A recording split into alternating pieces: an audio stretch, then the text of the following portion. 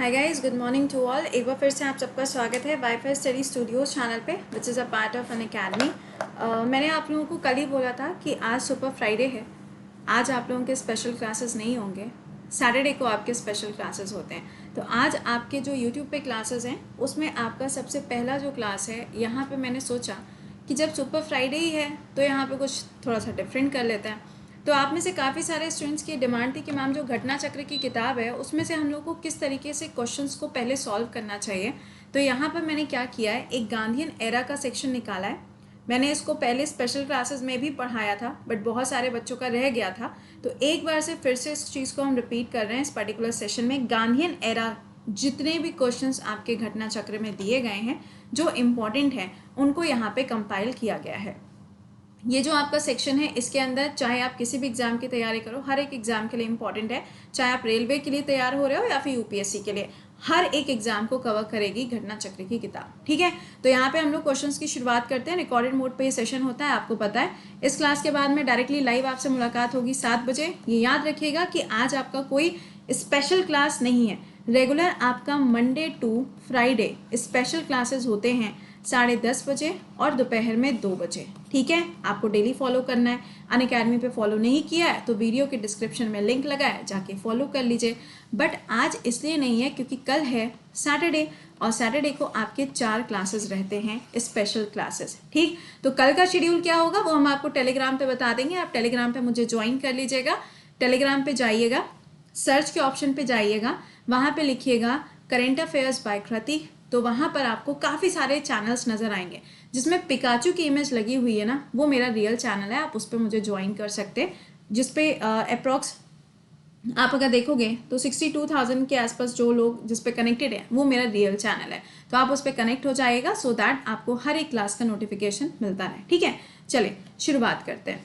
देखिए, in which year Mahatma Gandhi establish the Natal Congress to fight against the racial discrimination in Durban. आपको मालूम होगा कि जब महात्मा गांधी जी की बात करते हैं तो स्टार्टिंग में इन्होंने बहुत सारे मूवमेंट चलाए थे साउथ अफ्रीका के अंदर या बाकी जो अफ्रीकन कंट्रीज थी वहाँ पे इनको बहुत ज़्यादा सपोर्ट किया गया था। तो नेटल कांग्रेस जो बनाई गई थी या फिर टॉलस्टॉय हाउस जो बनाया गया था, ये सारी चीज़ें, या फिनिक्स फार्म जो बनाया गया था, ये सारी की सारी चीज़ें कहाँ बनी थी? साउथ अफ्रीका के अंदर। तो क्वेश्चन में आपसे पूछा जा रहा है, डरबन में इसको बनाया गया था ताकि वहाँ पे जो रेशियल डिस्क्रिमिनेशन था, यानी कि गोरे और कालों के बीच में जो भेदभाव था उसको ख़त्म करने के लिए इसको बनाया गया था 1894 में। अगला सवाल, महात्मा गांधी जी साउथ अफ्रीका से भारत कौन से ईयर में वापस आते हैं? आप सभी लोगों ने पढ़ा हुआ है प्रवासी दिवस के बारे में।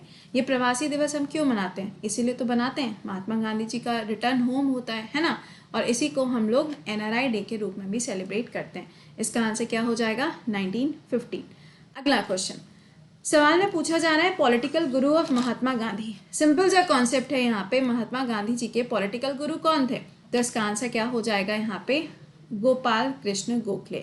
और गोपाल कृष्ण गोखले जी के बारे में आपको ध्यान रखना है कि ये इनके पॉलिटिकल गुरु तो थे।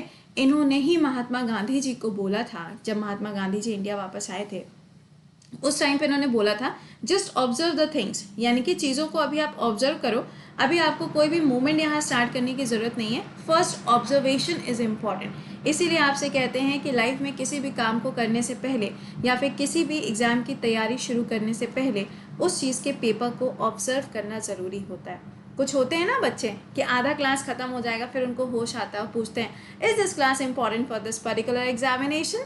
तो भैया ये सब चीज़ें मत किया करिए, आपका सिलेबस क्या है आपको खुद पता होना चाहिए। ठीक है, अगला, after returning from South Africa Gandhi ji launch his first successful सत्याग्रह।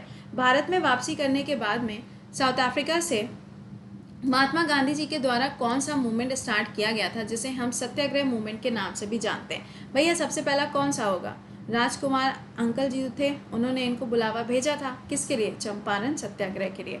और ये ध्यान रखिएगा ईयर क्या था, और चंपारण कहाँ पर है? बिहार के अंदर है। नील की खेती के लिए, यानी कि इंडिगो की खेती के खिलाफ यहाँ पर इस मूवमेंट को लॉन्च किया जाता है। इसको तिन खटिया सिस्टम के नाम से भी जाना जाता है, जिसमें आपको ये रेशियो याद रखना है। ठीक है, चलो अगला देखते हैं। Which among the following year Sabarmati आश्रम was establish bye Mahatma Gandhi. महात्मा गांधी जी के द्वारा साबरमती आश्रम जो है उसकी स्थापना कब करी गई थी? तो इसका आंसर हो जाएगा 1917। कहाँ पर है ये? गुजरात के अंदर लोकेटेड है। आपने देखा होगा कि कई बार जब हम महात्मा गांधी जी की एनिवर्सरी के बारे में बात करते हैं उस टाइम पे साबरमती आश्रम के बारे में भी काफ़ी ज़्यादा बात होती है। और यहीं से अभी आपने देखा था कि जो डांडी मार्च जब था, यानी कि जब 12 मार्च का दिन था, उस दिन पे जो इंडिया की 75 ईयर्स का सेलिब्रेशन शुरू किया गया है वो भी इसी जगह से स्टार्ट किया गया था। अगला, from where did Mahatma Gandhi launch his mission of freeing bounded labour, यानी कि जो ऐसे बंधुआ मजदूर होते हैं ना, उनको आज़ाद कराने के लिए एक मिशन लॉन्च किया गया था महात्मा गांधी जी के द्वारा। सवाल में आपसे पूछा जा रहा है कि ये मिशन कहाँ से लॉन्च किया गया था।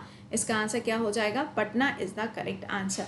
और हाँ, एक काम और करिएगा, इसकी कोई PDF वगैरह नहीं है, तो सिंपली चीज़ों को लिखते जाना, 1 लाइन में इसको लिखिएगा, थोड़ा सा लिखने की आदत डालो यार। चले, in which of the following movement did Mahatma Gandhi make the first use of hunger strike as a weapon? सबसे पहला इसमें से कौन सा ऐसा मूवमेंट था जिसके अंदर किस चीज़ का इस्तेमाल किया गया था? हंगर स्ट्राइक का इस्तेमाल किया गया था, ताकि वहाँ पर मूवमेंट को फिनिश किया जा सके जीत के साथ। तो ये क्या हो जाएगा? अहमदाबाद स्ट्राइक। आपको याद रखना है, चंपारण था, अहमदाबाद भी था और खेड़ा भी था। तो ये जो टाइम पीरियड है ना, ये आपके लिए क्या हो जाता है? इंपॉर्टेंट हो जाता है, इसको याद रखना। चलो अगला बताओ, द फर्स्ट मास मूवमेंट, सबसे पहला मास मूवमेंट कौन सा था महात्मा गांधी जी के द्वारा? ये आंसर करके बताओ यार, ये तो इजी है, बताओ। एक चीज़ का और ख्याल रखिएगा, अभी हम लोग ये क्लास देख रहे हैं, इसके बाद में 7 बजे करंट अफेयर्स का क्लास है। और जैसे कि मैंने बोला कि आज आपका 10:30 का क्लास नहीं है, तो ये ध्यान रखिएगा कि दोपहर में जो 2 बजे आपका क्लास होगा वो अप्रैल का करंट अफेयर्स का कंपाइलेशन है, जो आपका यूट्यूब पे ही रहेगा, वाईफाई स्टडी मेन चैनल पे, ठीक है। और शाम को आप लोगों को NCERT का थ्योरी का एक क्लास मिल जाएगा शाम को 4:30 बजे। तो आज आपके पास में 3 क्लासेस का स्टफ होगा, अच्छी तरीके से पढ़ाई करो और अच्छी तरीके से इनके प्रॉपर नोट्स बना लो। इसीलिए मैंने स्पेशल क्लास अलग से कोई नहीं रखा, ताकि आपको भी थोड़ा बर्डन ना हो और आप भी आसानी से पढ़ पाओ। आंसर क्या होगा? Non cooperation movement. सिंपल था। ये याद रखिएगा कि इसकी शुरुआत कब होती है? 1920 में होती है। इसी के बाद में चौरी चौरा मूवमेंट आता है, ठीक है। अगला सवाल, गांधी में डाई बट नॉट द गांधीज्म। हजारों बार मैंने आपको ये थॉट बोला हुआ है और आपसे पूछा जा रहा है कि इसको महात्मा गांधी जी के द्वारा कौन से सेशन के टाइम पे बोला गया था। देखो यार, सिंपल सी बात है, जब भगत सिंह जी को फांसी देने की बारी आती है ना, तब इनका ये थॉट आता है। अब आपको मालूम होना चाहिए भगत सिंह जी को फांसी कौन से ईयर में दी गई है। सिंपल ईयर निकालो और आंसर निकल आएगा, कहानी खत्म, ठीक है। 24 मार्च, आपको याद है ना, यही डेट तो डिसाइड हुई थी, लेकिन 23 मार्च की रात को ही यहाँ पे इनको फांसी की सजा दे दी गई थी। कमेंट बॉक्स में आप मुझे आंसर करके बताइएगा कि भगत सिंह जी के साथ में और कौन 2 लोग थे जिनको फांसी की सजा दी जाती है। अगला सवाल, Who among the following referred Mahatma Gandhi as the father of nation? Father of nation के नाम से किसको जाना जाता है यहाँ पर? तो ऑब्वियस ही बात है, महात्मा गांधी जी को। लेकिन ये टाइटल इनको किसने दिया था? सुभाष चंद्र बोस जी ने दिया था। ये जब एक्चुअली रेडियो पे संबोधन कर रहे थे, जब ये जर्मनी में थे, उस टाइम पे इन्होंने कहा था फादर ऑफ नेशन। तो ये ध्यान रखना। अगला, महात्मा गांधी जी When the cabinet mission arrived in India, सवाल में पूछा जा रहा है कि जब कैबिनेट मिशन भारत के अंदर आता है उस समय पर महात्मा गांधी जी कहाँ पे थे। तो कैबिनेट मिशन कब आता है इंडिया के अंदर? 1946 में आता है। और इसी ने आगे चल के क्या बनाया था? कॉन्स्टिट्यूएंट असेंबली की शुरुआत करी थी। और यही कॉन्स्टिट्यूएंट असेंबली आगे चल के क्या बनाती है? इंडिया का कॉन्स्टिट्यूशन फ्रेम करती है। तो उस टाइम पे महात्मा गांधी जी कहाँ पे थे? ओरेलो कंचन के अंदर उस टाइम पर ये प्रेजेंट थे।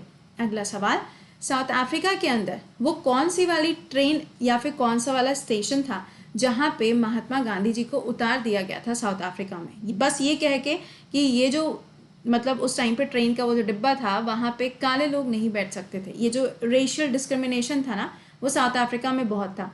आगे चल के इसी को कम करने के लिए नेल्सन मंडेला जी ने भी काफ़ी काम किया है and he has become the first president, मतलब सबसे पहले ऐसे राष्ट्रपति बने थे जो मतलब इस चीज़ को ख़त्म करने के लिए जिन्होंने काफ़ी ज़्यादा एफर्ट्स किए थे, ठीक है। इसका आंसर क्या होगा? Peter Maritzburg. अगला सवाल, गांधी जी एडॉप्टेड सेवा धर्म, इसको इन्होंने कहाँ और कहाँ पे एडॉप्ट किया था? तो साउथ अफ्रीका के अंदर इनके द्वारा इसको एडॉप्ट किया गया था। अगला सवाल, फिनिक्स सेटलमेंट या फिर फिनिक्स फर्म के नाम से जाना जाता है। आपसे सवाल में पूछा जा रहा है कि इसका या आप कह लो कि इसको किसके द्वारा बनाया गया था, क्यों बनाया गया था वो बता देते हैं। एक्चुअली क्या था ना, साउथ अफ्रीका के अंदर अलग अलग मूवमेंट शुरू हो गए थे। अब मूवमेंट करने वाले कुछ क्रांतिकारी होंगे, अब क्रांतिकारी लोग कहाँ रहेंगे, कहीं रहने की जगह भी तो चाहिए ना, तो उसी के लिए इसको डेवलप किया गया था महात्मा गांधी जी के द्वारा। अगला सवाल, which one of the newspaper edited by Gandhi ji in South Africa. South Africa के अंदर महात्मा गांधी जी के द्वारा कौन सा पेपर स्टार्ट किया गया था या फिर एडिट किया गया था। एडिट इन द सेंस लिखा गया था, ऑब्वियस सी बात है। आंसर क्या होगा, इंडियन ओपिनियन। आप मुझे कमेंट सेक्शन में बताओगे वो ईयर कौन सा है। बिल्कुल भी मैं ईयर नहीं बताऊंगी, क्योंकि ये मैंने क्वेश्चंस आपको पढ़ाए भी हुए। अगर आपने घटना चक्र नहीं पढ़ी है तो भैया this is the first time, इसको अच्छे से पढ़ लो। और ये तो मैंने बताया भी हुआ है, तो इसका आंसर आप मुझे करके बताओगे, ठीक है। अगला सवाल, when did Gandhi take the vow of brahmacharya और सेलिबेसी ऑफ द लाइफ। तो इन्होंने कब अपनाया था ब्रह्मचर्य, 1906 में। अगला, अनटू दिस लास्ट, ये जो यहाँ पे लाइन लिखी हुई है ना, आपको बताना है कि किस चीज़ के लिए इस टैग लाइन को इस्तेमाल किया गया था, और ये महात्मा गांधी जी के द्वारा स्टार्ट किया गया था। तो ये क्या हो जाएगा, सर्वोदय के लिए इस लाइन का यूज किया गया था। Gandhi's inspiration for civil disobedience came from the writings of, यानी कि गांधी जी को ये जो सिविल डिसोबीडियंस इन्होंने शुरू किया था 1930 में, इसका जो एक विचार था, एक थॉट था, ये इनको किसकी राइटिंग से, किसकी किताब पढ़ के आया था। तो आंसर हो जाएगा हेनरी डेविड की किताब थी, जिसको पढ़ के इनको ये आइडिया आता है कि भाई अगर कोई चीज़ नहीं हासिल हो रही है तो उसको हासिल करने के लिए फिर आपको क्या करना पड़ता है, उंगली थोड़ी सी टेढ़ी करनी पड़ती है। अगला सवाल, satyagraha movement Mahatma Gandhi did not participated. इसमें से कौन सा ऐसा मूवमेंट है जिसके अंदर महात्मा गांधी जी ने डायरेक्टली पार्टिसिपेट नहीं किया था, नहीं पूछा गया। इसका आंसर क्या हो जाएगा, वाईकॉम सत्याग्रह मूवमेंट। इसमें महात्मा गांधी जी का कोई भी डायरेक्ट रोल देखने को नहीं मिलता है, ठीक है। अब खेड़ा, राजकोट, ये नॉन कॉपरेशन, इसमें तो ऑब्वियस सी बात है कि इनका पार्टिसिपेशन था। अगला, the close compatriot of Mahatma Gandhi during the freedom movement was, यानी कि इनके बराबर में, या आप ऐसे समझ लो कि एक कोई ऐसा व्यक्ति जो क्या हो, इनको बिल्कुल टक्कर देने वाला जो था ना, वो फ्रीडम मूवमेंट में कौन व्यक्ति था, तो चार्ल्स एंड्रयूज, ठीक है। अगला सवाल, आपको बताना है इसमें से कौन सा स्टेटमेंट इनकरेक्ट है सत्याग्रह मूवमेंट के बारे में। और ये जो सत्याग्रह मूवमेंट है ये सॉल्ट सत्याग्रह है, यानी कि जो दांडी मार्च हुआ था उस टाइम से जुड़ा हुआ यहाँ पे क्वेश्चन आपसे पूछा जा रहा है। लिखा हुआ है कि सॉल्ट सत्याग्रह स्टार्टेड इन 1928, हो सकता है। दूसरा लिखा हुआ है कि इसकी शुरुआत इसलिए करी गई थी ताकि जो नमक के ऊपर कर लग रहा था, जो टैक्सेस लग रहे थे, उसको यहाँ पे कम किया जा सके, या उसके अगेंस्ट में इसको शुरू किया गया था। अमेरिका की magazine times covered the process, उसने पूरे इस प्रोसेस को कवर किया था। और Lord Irwin was the viceroy at that time. तो इसका आंसर क्या हो जाएगा, ऑब्वियस सी बात है, इसका आंसर इनकरेक्ट पूछा गया ना, ठीक है ना। तो ये ध्यान रखिएगा, 12 मार्च 1930, ठीक। चलो अच्छा, अगला सवाल, who describe Gandhi's march to डांडी।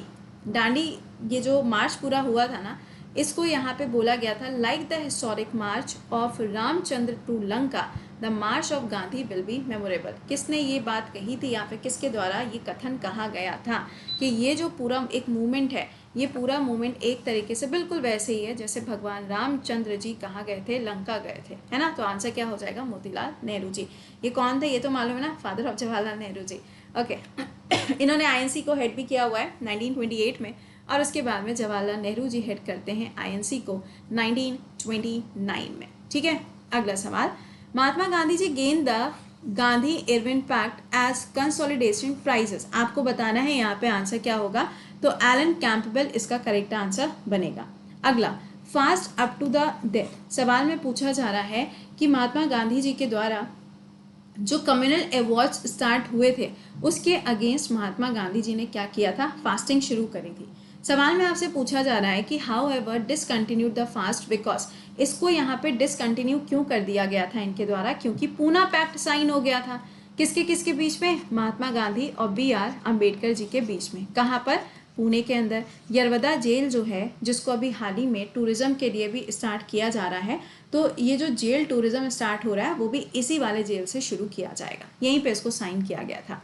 अगला, 1939 में सुभाष चंद्र बोस जी को कैसे चुना गया था भैया, कांग्रेस के लीडर के रूप में चुना गया था। किसको इन्होंने हराया था, करोड़ों बार बताया है, क्योंकि जिनको हराया था वो महात्मा गांधी जी की तरफ से खड़े थे। तो इसका आंसर क्या हो जाएगा, क्या? सीता रमैया जी। अगला सवाल, who addressed Gandhi ji as one man boundary forces? ये किसने कहा था महात्मा गांधी जी को? माउंटबेटन के द्वारा कहा गया था। अगला सवाल, Gandhi ji's the story of my experiment with truth, आपको मालूम है ये किताब जो है महात्मा गांधी जी की है, सभी लोग जानते हैं, was written in Gujarati, Gujarati भाषा में लिखा गया था। सवाल में पूछा जा रहा है कि इसको इंग्लिश लैंग्वेज में किसने कन्वर्ट किया था? आंसर हो जाएगा महादेव देसाई जी के द्वारा इसको कन्वर्ट किया गया था। अगला सवाल, 1910 का समय है जब यहाँ पे हरमन अ वाइट फार्मर, इन्होंने क्या किया था? जोहान्सबर्ग के अंदर एक जो फार्म था वो डोनेट किया था जिसको आश्रम का नाम दिया गया था। सवाल में आपसे पूछा जा रहा है कि इस फार्म का नाम किसके नाम पे रखा गया था? अभी मैंने आपको बताया था ना, Tolstoy farm and Phoenix settlement, जो अभी ये भी एक तरीके का फार्म ही था। ठीक है। अगला, तिनखटिया सिस्टम चंपारण के अंदर जो था, इसके अंदर रेशियो क्या रखा गया था? अभी मैंने आपको बताया नील की खेती करने के लिए यहाँ पे भारत के जो किसान वगैरह थे उनको फोर्स किया गया था, जबकि नील की खेती करना बहुत महंगा हुआ करता था और ट्रेड भी भैया आपको सिर्फ ब्रिटिशर्स के साथ में ही करना था, तो यहाँ पे इसको अपोज किया गया था। बट इसका रेशियो कितना हो जाएगा? तिनखटिया सिस्टम है ना, यानी कि 3। ओके। अगला सवाल, the task of drafting Congress inquiry committee है ना, किस चीज़ के ऊपर? जलियांवाला बाग के ऊपर।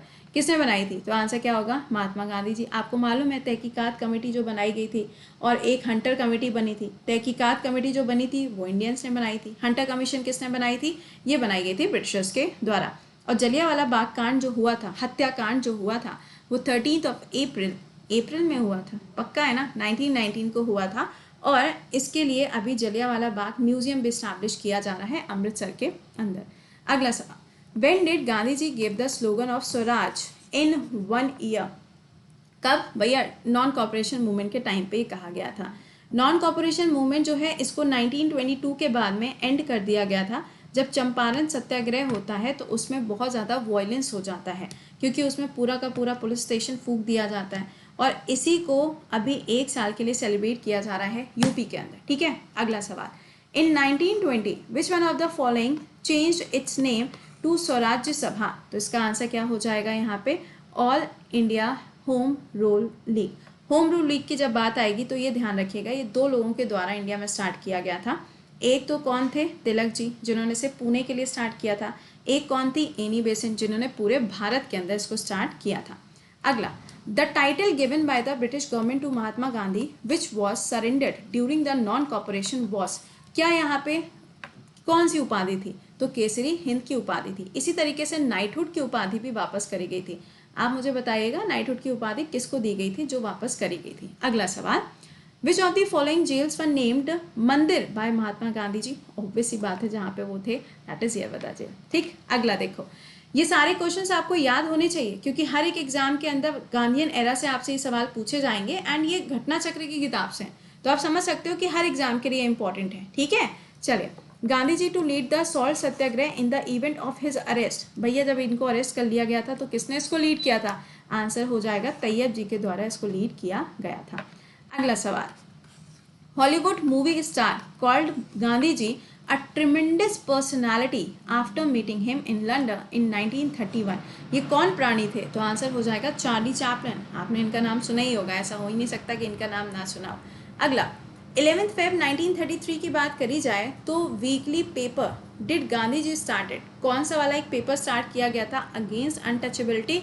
तो हरिजन पत्रिका की शुरुआत इनके द्वारा करी जाती है। अच्छा, महात्मा गांधी जी को कभी भी नोबेल पीस प्राइज नहीं मिल पाया या कभी भी नोबेल प्राइज नहीं मिल पाया, आपको पता है, लेकिन कई बार इनका जो नाम है वो नॉमिनेट किया गया था। अब क्यों नहीं मिल पाया? भैया ऑब्वियस सी बात है कि जब तक मिलने की बारी आई थी तब तक इनकी डेथ हो गई थी, इनको गोली मार दी गई थी।